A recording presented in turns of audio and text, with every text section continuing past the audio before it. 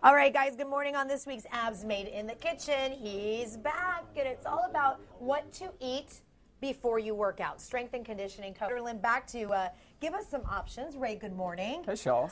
You know, this is the one thing that I think a lot of people will think about before they hit the gym. What are you supposed to do food-wise before you do that? What's the biggest mistake people do?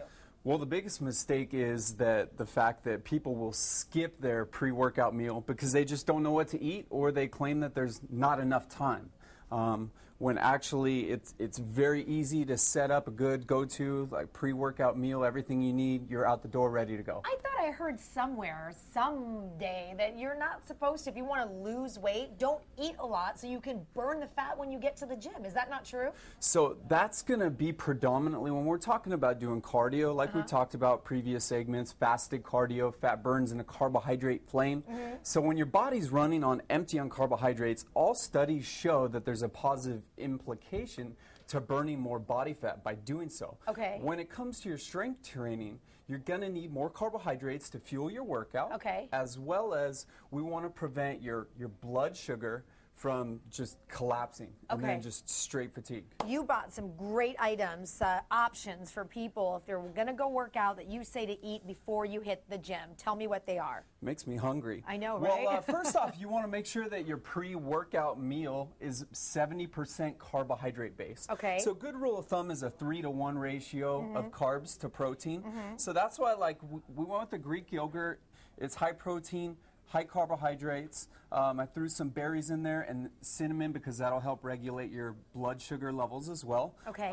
And then also, I really like natural energy surges with caffeine. This is an unsweetened iced coffee. And then I like iced green tea that's unsweetened as well because of the catechins, polyphenols, all the antioxidants that are in there. Okay. And then I have these little go-to oats. These are gluten-free. They're chia seeds, so packed with omega-3s. It's got coconut oil, so good fats in there. There's some mixed berries.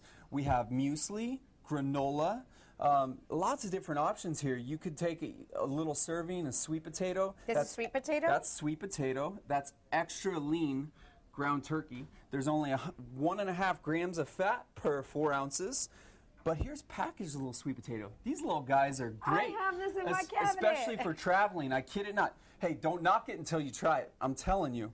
And then we have some apples, bananas, peanut butter. This is just a salt-free rice cake. Okay. I put peanut butter, some banana on there, and so forth. So you can kind of combine some of these things however you like. You could do like an egg white omelet, vegetables, but we want to make sure that we keep the fat levels low with our pre-workout meal. So fat levels low before you go work high out. carb, lower. Otherwise, that's going to lead to what's known as gastrointestinal upset. So upset stomach because fat takes 3 to 4 hours to properly digest in our system. So we want to make note of that. Interesting. Okay, Yeah. What about the timing? You know, sometimes they say, like, don't eat too much because, like, it'll upset your stomach, Exactly. like 30 minutes before, 45. How does that work? So my suggestion for a pre-workout meal is we want to go 45 minutes to an hour. If you're going to have any kind of like bigger meal than that, I would say 2 to 3 hours before. Okay. But the thing is, because when you're working out, it actually takes blood to help digest your nutrients, and at the same time just to aid in muscle contraction. So if your stomach is full and you're trying to digest all these nutrients, it defeats the purpose. Okay, but then after you work out, then you can have a little bit of fun with We'll talk about that next week. Okay, I love it. Okay, good information. So the key we're walking away with, next time you go to work out, put a little something in your belly before you hit the gym. A little something, at least 70% carbohydrates, 3-to-1 ratio of carbohydrates to protein, low fat.